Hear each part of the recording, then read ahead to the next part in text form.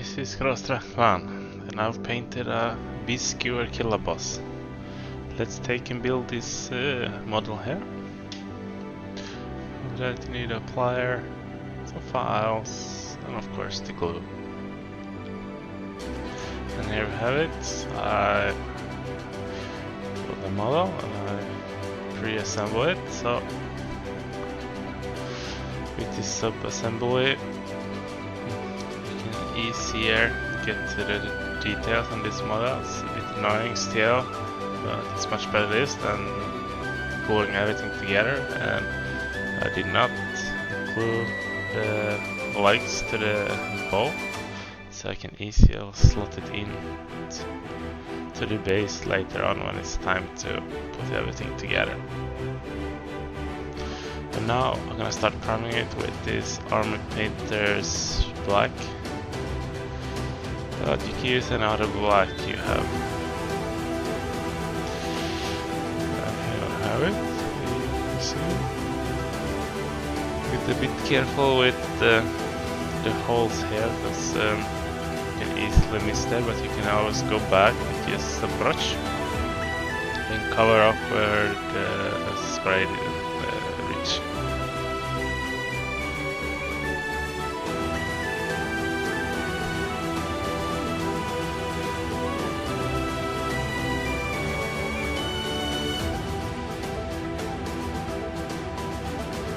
Now we're gonna use a lot of small dry brush to do some slap shop with some grace here.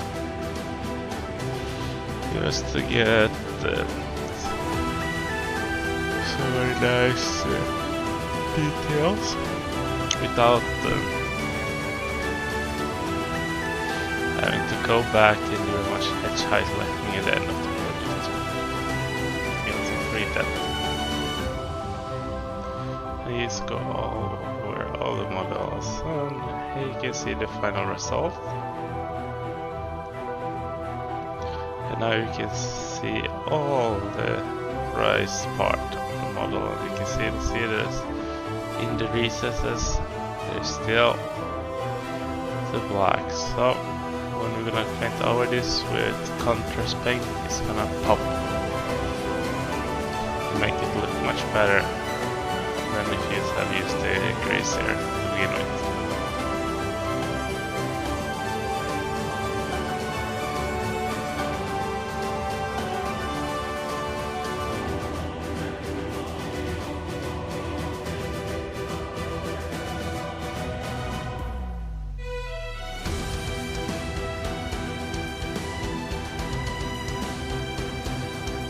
And here I'm gonna start our Gorgonda fur to get a bit lighter wooden color on this model. And here we're gonna use medium and a large brush, because we're gonna cover all the wooden parts. Here in the crossbar there's a lot of ridges. So remember to put the bolts on the edge, and even on the legs itself, and I sub-assemble them easier also to just make it a bit easier. And on the base you have a bit where the bow is gonna land also in wood. And here you get to be a bit careful, but you have wheels, you're holding it, and the bolts itself. There, and here we have it. As you can see, this small guy here got his wooden handle. And he also has his axe there that needs to be painted brown, and this one only works, has only the handle. So you can see with this Gorgonda fur, everything gives a light, nice brown tone. This edge highlighting.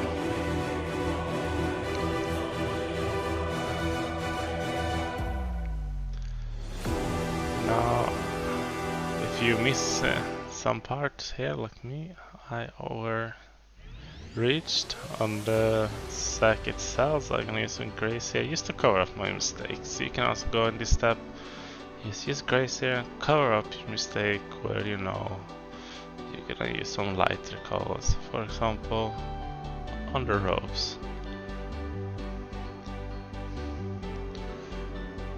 Or skin, especially skin part here is very good to just go around here as you can see and just cover up those mistakes.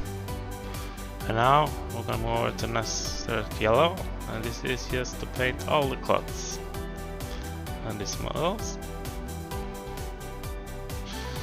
And here we get the bit cloths, and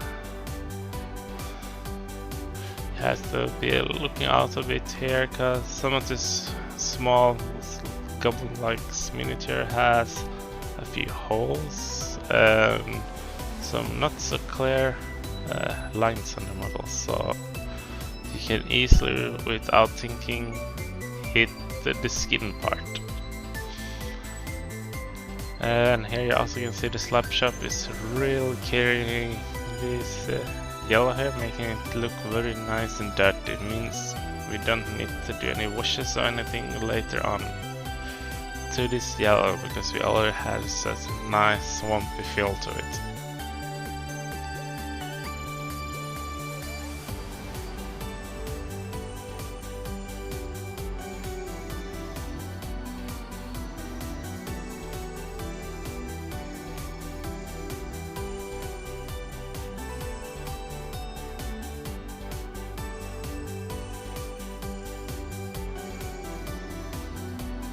And now I use snakeback leather to use the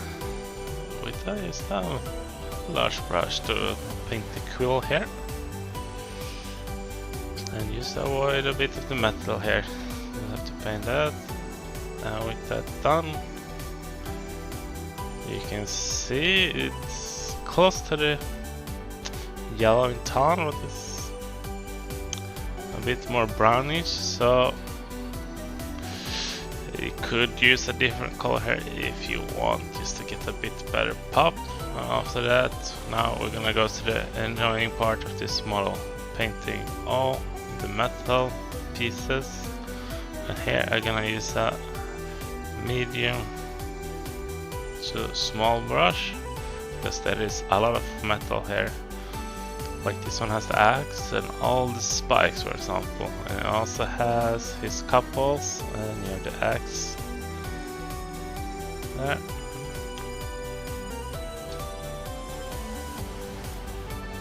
And this one you have all the arrowheads. It has a dagger, another thing, and the one sitting under there, he has his holding it up there on these edges, and you have all the rings, spikes on the quiver, and on the wheel you have the edges, you have some few patches, and on the base here there is a chain and a metal plate. The orc is quite easy, just do the armor parts, these kneecaps, and you can use the tool also here. And on this bow there is a lot, and I mean a lot of spikes and small other details you have to paint, so take your time with this step because you might be here for an hour or two.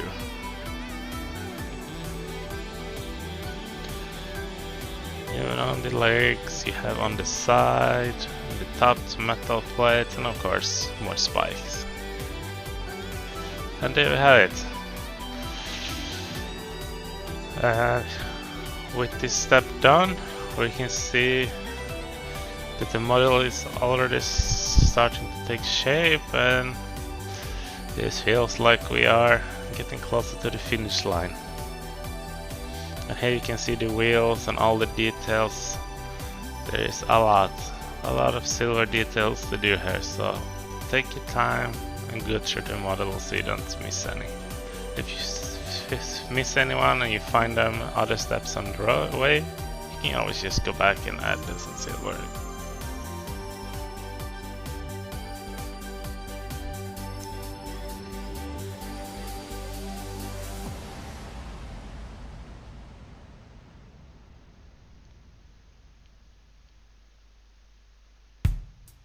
Now you see all the detail on the bases a bit, but it's very good to cover those.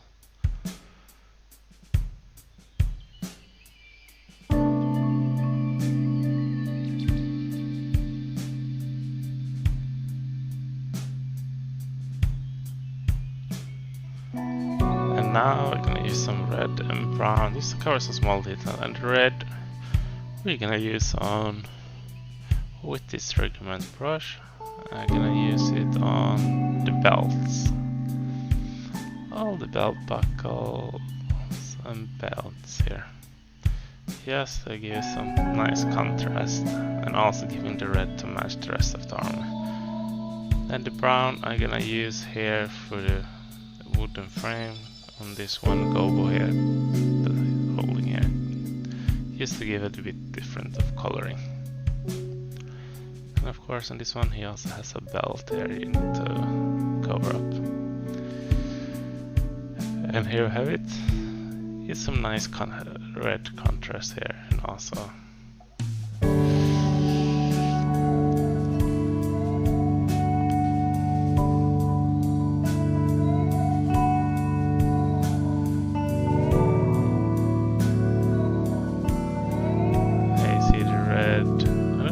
red belt here is giving a bit, and the brown, darkest brown there used to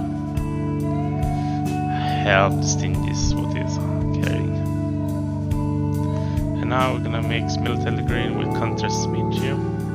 I like to do the mix 50-50 or 60-40 if I want a bit darker of the skin tone. So now after we mix that, we're just gonna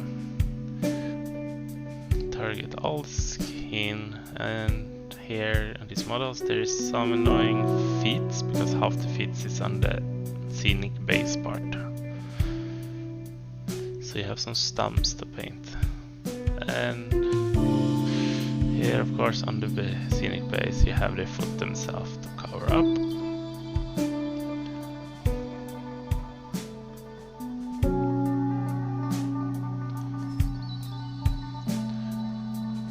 Here we have it, and with this we are getting so much closer to the finish line.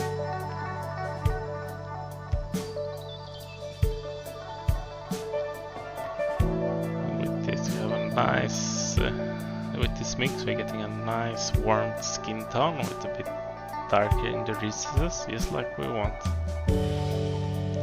I really like this one because you get some nice highlights without doing any work. And here you can see we have an arm of course also to paint on the bow itself.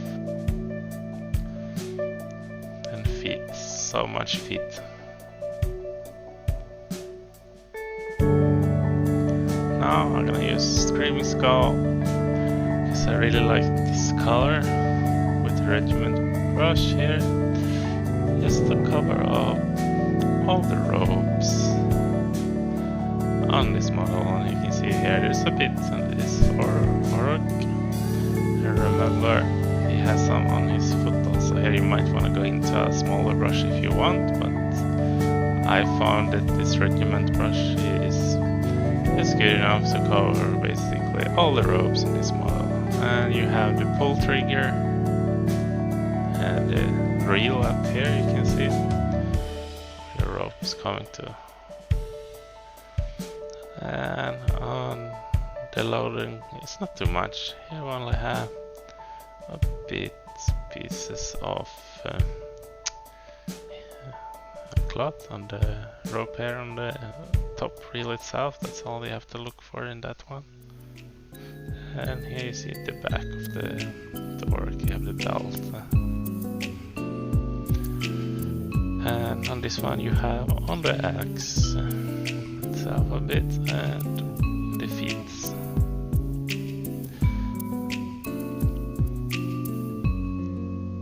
And on the base there is one piece of rope that holds the chain together. Just slide on that, and with this step down you can also assemble the model. And like you can see now, if you wanted to, you can already put this model on the battlefield without being ashamed. But now it's time to do some washes.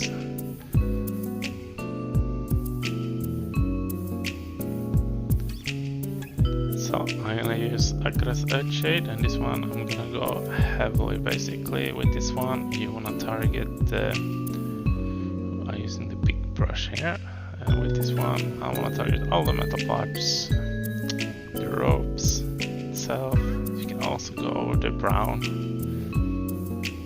to give it a nice deeper tone and cover all the base, acidic base here also.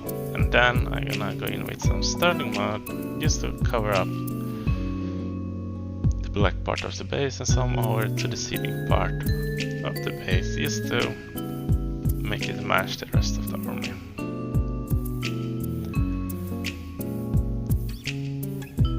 And here we have it. You can see here that it's a very muddy base, and I just cleaned the edge trim up with some black if you have some spillage.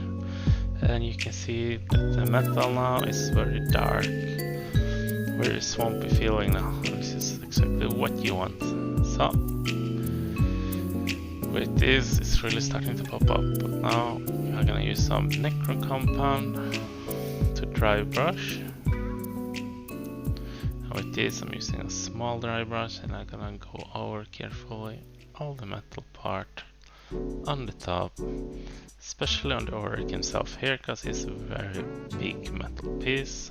The spearheads, some of the rope pulling part of the bow. You can also got some spikes in the handle here. See this much spike, and of course the axe here in the back. You don't have to go in the bottom part here. And then to finish it all up, I'm gonna use Tyrant Skull just to dry brush with a small brush all over the mud we have put on the base here. Just be careful not to touch the feet when you're doing this step. And here we have it. Now we painted a Beast skewer Killbow here. And I'm thinking it turns out quite great. It took some time to paint it, but in reality the only step that took some time with this model is all the metal trim. So after that step it was just a breeze to get this model done.